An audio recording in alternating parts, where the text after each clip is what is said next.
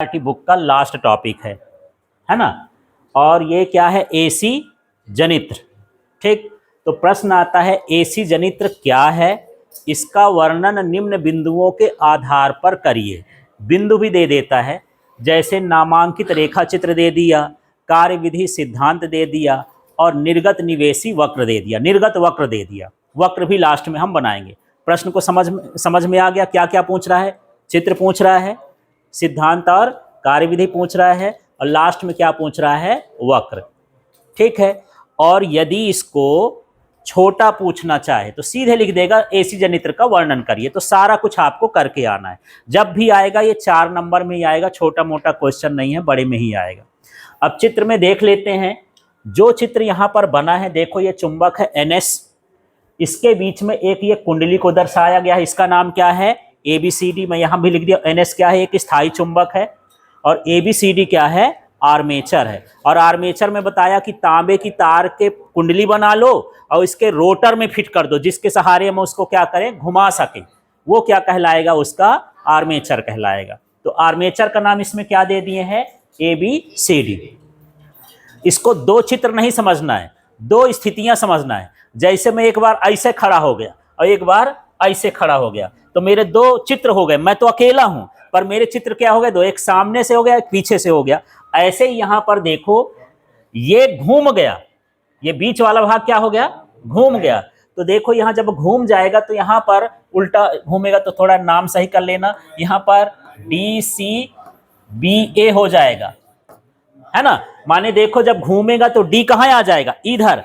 A कहां चला जाएगा? उधर। और दूसरा देखो, ये जो हमारा ये लाइन है, ये लाइन है ना, ये लाइन को यहां ध्यान देना। यहां पर पहली वाली लाइन बड़ी है और दूसरी वाली लाइन क्या है? छोटी है। तो ऐसा समझ लो कि ये मैं ऐसे बोल रहा हूं कि पहली लाइन बड़ी है, दूसरी लाइन क्या है? छोटी। ऐसे ना है। यदि ये घूम जाए तो बड़ी लाइन उधर हो जाएगी और छोटी लाइन इधर हो जाएगी। इस तरह से घूमने की पोजीशन है। ठीक है। आर्मेचर है, ये आर्मेचर हो गया। इसमें इस तरह से तार लगी हुई है, एक बड़ी तार है और एक कैसी है? छोटी। पहली कंडीशन में ऐसा बना है। यदि ये ऐसा घूम जाए तो बड़ा वाला उधर हो जाएगा और छोटा वाला इधर, तो छोटा बड़ा इधर बन गया। समझ में आ गया है? तो चित्र 2 नहीं समझना, एक ही आर्मेचर है, 2 स्थितियों में, एक घूमने के पहले और घूमने के बाद। ठीक, चित्र समझ में आ गया। अब इसके बारे में लिखना कैसे है? तो सबसे पहले एसी जनित्र जान लें कि ये यांत्रिक ऊर्जा को किसमें बदलता है? विद्युत ऊर्जा में। तो वह यंत्र जो यांत्रिक ऊर्जा को विद्युत ऊर्जा में बदले, उसे हम क्या कहते हैं? जनित्र कहते हैं। और मैं बताया था कि इस आर्मेचर को या तो डीजल वाली मशीन से घुमाओ, या पेट्रोल वाली मशीन से घुमाओ, या पानी टरबाइन लगा के पानी से घुमाओ, या टरबाइन लगा के भाप से घुमाओ, या हवा की पंखियों से घुमाओ। ये घूमना चाहिए। यदि ये घूमेगा तो इसमें क्या बनेगी? बिजली। तो जो हम घुमाते हैं वो कौन सी ऊर्जा कहला गई? यांत्रिक ऊर्जा। जो इसमें बनती है वो क्या कहला गई? विद्युत ऊर्जा। तो ये यांत्रिक ऊर्जा को किस में बदलता है? विद्युत ऊर्जा में। क्लियर हो गया? इसके बाद ये चित्र तो बना ही लिए हो। अब यहाँ पर हम चालू करते हैं इसके सिद्धांत को। तो सिद्धांत में क्या लिखना है, इसकी मैं कोडिंग बाद में बताऊंगा, पहले ऐसे समझ लेना कि यह विद्युत चुंबकीय प्रेरण के सिद्धांत पर कार्य करता है। पहली लाइन समझ में आ गई क्या? यह विद्युत चुंबकीय प्रेरण के सिद्धांत पर कार्य करता है जब आर्मेचर को वामावर्त दिशा में घुमाया जाता है। वामावर्त दिशा माने घड़ी के दिशा में, जिस दिशा में घड़ी घूमती है उस दिशा को हम क्या बोलते हैं? वामावर्त दिशा। तो जब इसको घड़ी की दिशा में कह सकते हो या वामावर्त दिशा में घुमाया जाता है, तो इसके चुंबकीय फ्लक्स में क्या होगा? परिवर्तन। और जब चुंबकीय फ्लक्स में परिवर्तन होगा तो प्रेरित विद्युत वाहक बल उत्पन्न होगा। तो ये 3 लाइन लिखना है। चलिए फिर से बात करते हैं। क्या आप बोलोगे? यह विद्युत चुंबकीय प्रेरण के सिद्धांत पर कार्य करता है जब इसे चुंबक के बीच, है ना, या चुंबक के ध्रुवखंडों के बीच, ध्रुवखंड है ये, ध्रुव कहला गए ना, NS क्या कहला गया? ध्रुवखंड। ध्रुवखंड के बीच इसमें घुमाया जाता है तो इसके चुंबकीय फ्लक्स में परिवर्तन होता है, जिससे प्रेरित विद्युत वाहक बल उत्पन्न होता है। यहां पर मैं कुछ ऐसे छोटे छोटे शब्द लिखा हूं, डिकोड करना, देखना। ये पहली लाइन में क्या लिखोगे? यह विद्युत चुंबकीय प्रेरण के सिद्धांत पर कार्य करता है। क्लियर हो गया?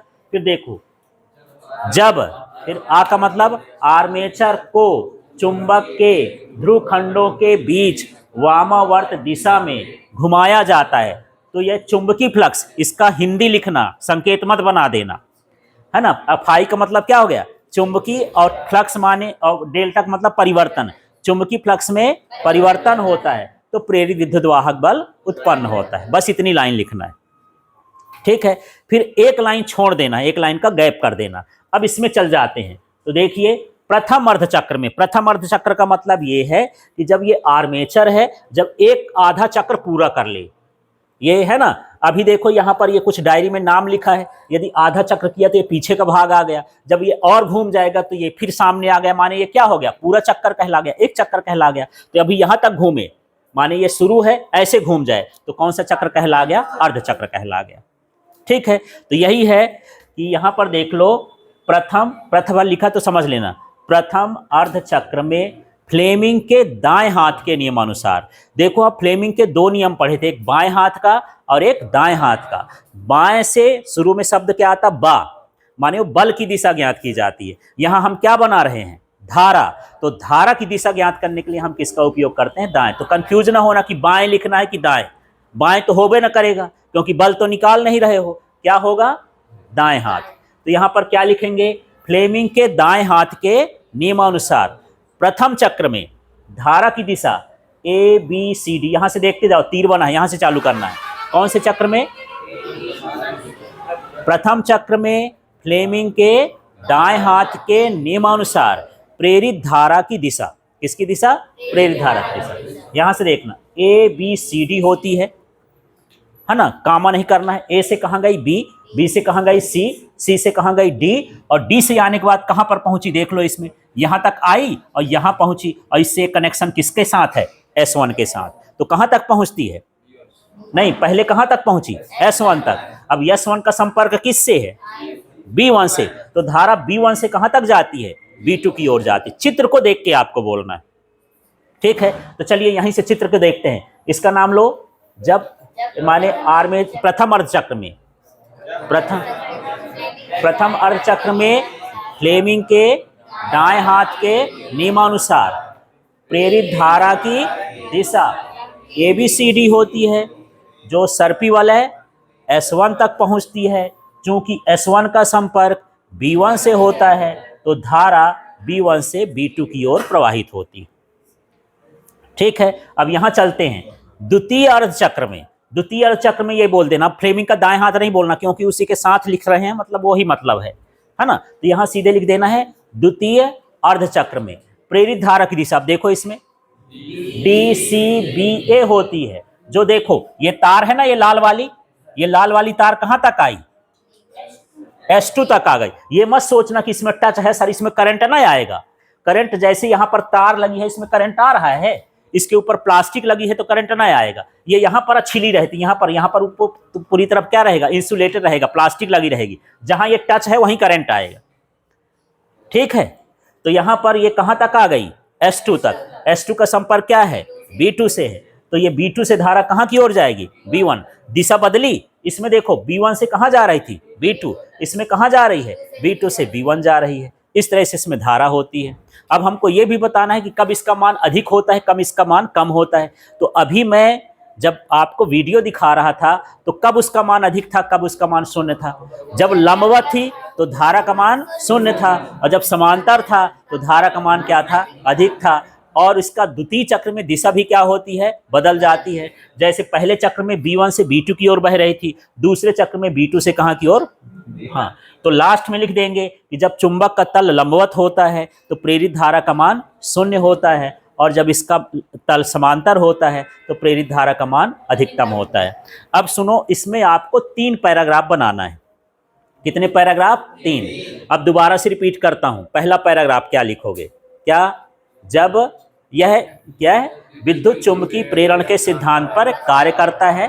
जब आर्मेचर को चुंबक के ध्रुवखंडों के बीच वामावर्त दिशा में घुमाया जाता है तो उसके चुंबकीय फ्लक्स में परिवर्तन होता है और प्रेरित विद्युत वाहक बल उत्पन्न होता है।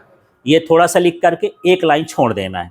अब दूसरे पैराग्राफ में चालू करते हैं कि प्रथम अर्धचक्र में फ्लेमिंग के दाएं हाथ के नियमानुसार प्रेरित धारा की दिशा ABCD होती है, जो सर्पी वलय S1 का नाम यहाँ पर ढूंढ लेना, क्या लिखा है, सर्पी वलय। सर्पी वलय S1 तक पहुँचती है। चूंकि S1 का संपर्क B1 से होता है तो धारा B1 से B2 की ओर प्रवाहित होती है। ठीक है, फिर इसमें आ जाएंगे। द्वितीय अर्धचक्र में धारा की दिशा DCBA होती है, जो सर्पी वलय S2 तक पहुंचती है। S2 का संपर्क B2 से होता है तो धारा B2 से कहाँ की ओर प्रवाहित होती है, B1 की ओर। और इसके बाद ये वाली पैराग्राफ को क्लोज कर देना, फिर एक लाइन छोड़ना। और एक लाइन छोड़ने के बाद हमको ये बताना है कि जब आर्मेचर चुंबकीय क्षेत्र के लंबवत होता है तो धारा का मान 0 होता है, और जब यह समांतर होता है तो धारा का मान अधिकतम होता है। द्वितीय अर्धचक्र में धारा की दिशा बदल जाती है। ठीक है, इस तरह से आपको ये करना है। तो अभी लिखना नहीं, थोड़ा सा मुझे पूछना है, मन में सोचो अभी। और लास्ट में ये वाला ग्राफ बनाना है। इसका मान धीरे धीरे बढ़ता है, धीरे धीरे घटता है, दिशा बदल जाती है। ये ग्राफ है, समय के साथ धारा और वोल्टेज दोनों बदल